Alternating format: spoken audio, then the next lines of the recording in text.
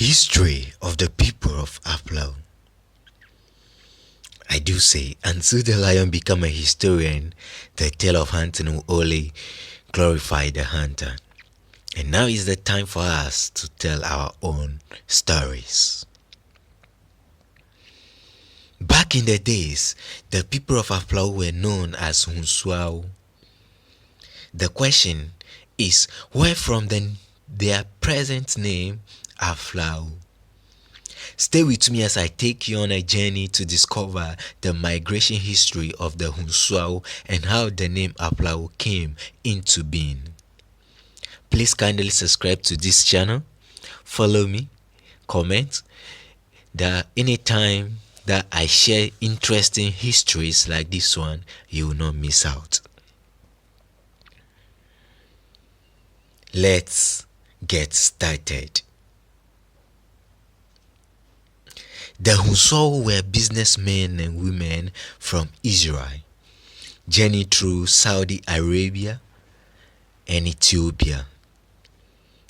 Every kingdom cares about how their palace look. Therefore, some people even do go to war to fight and get accolades to beautify their kingdom and palaces. But when it comes to the people of Hunsuao, they do trade and purchase things to beautify their kingdom. They trade through Israel, Egypt, Abyssinia, known as Ethiopia, and they bought so many things, and some people return to go home whilst others continue to cross the Jordan to Saudi, to Ileife and Ketu in Nigeria. From there, they moved to Tando in Benin. Those days in Benin, they have two major markets, namely Atando and Agbome markets. As business was not booming at Tando, they heard of Ngoche. Ngoche is a business town which was widely known. It got to a time things were not moving as planned, so they decided to go back to Tando. But on their way back, they missed the route. And they come to Togonu, currently known as Togofil. Togonu means by the river side. Before getting there, they crossed two rivers, namely Gakpe and Zoula. And they have crossed another river called Mono. And it was so difficult for them to cross. There was a mighty priest among them by the name Aflao, who commanded the river to divide, and they walked through the parted waters.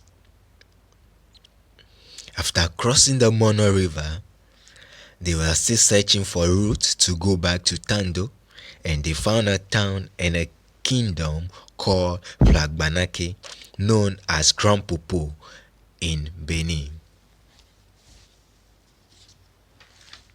The king of Flagbanake received them well, but for some years, due to their strength and hard work, the people and the elders of this kingdom have set a rule that every first child of the Hunsuao, who is a male child, will be used as a sacrifice to their gods, called Flavodu, which is a very big crocodile in their river. And they have been doing this with the sense that the people of Hunsuao will not grow in population to take over their lands from them. One day, they came to capture a male child of the people of Hunsuao to sacrifice at night.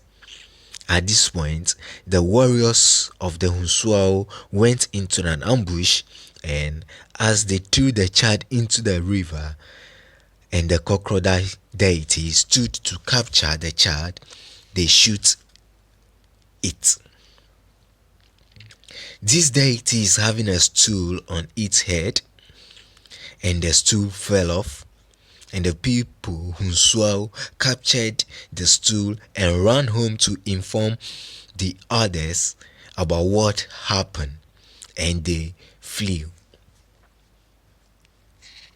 The gun used is called Agokpa. Agokpa works like thunder strike. The name of the Flagbanaki king was Ga. The Hunsuao moved with a spirit called Togbi Nyigbla. This is the spirit that led them from Israel to where they are today. It revealed itself as a king wearing a golden apparel from top to down, and it ride on a white horse. That was how they left with the spirit making lightning in the forest for them to see their way through. They got to Chakote. The people of Flagbanake unite with the Fon people to fight them. The fight was not an easy one. The battle was so intense that the majority have to run away. Some used the sea and some used the land.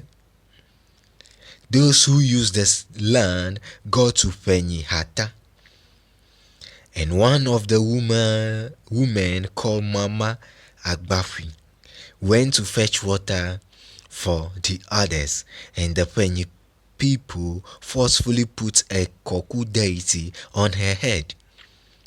Upon hearing this news, the Hunsuao were so mad and went and scattered their gods and left. To be continued in part 2. Please kindly subscribe to this channel, follow me, so that you don't miss the part 2 of this interesting history. Thank you.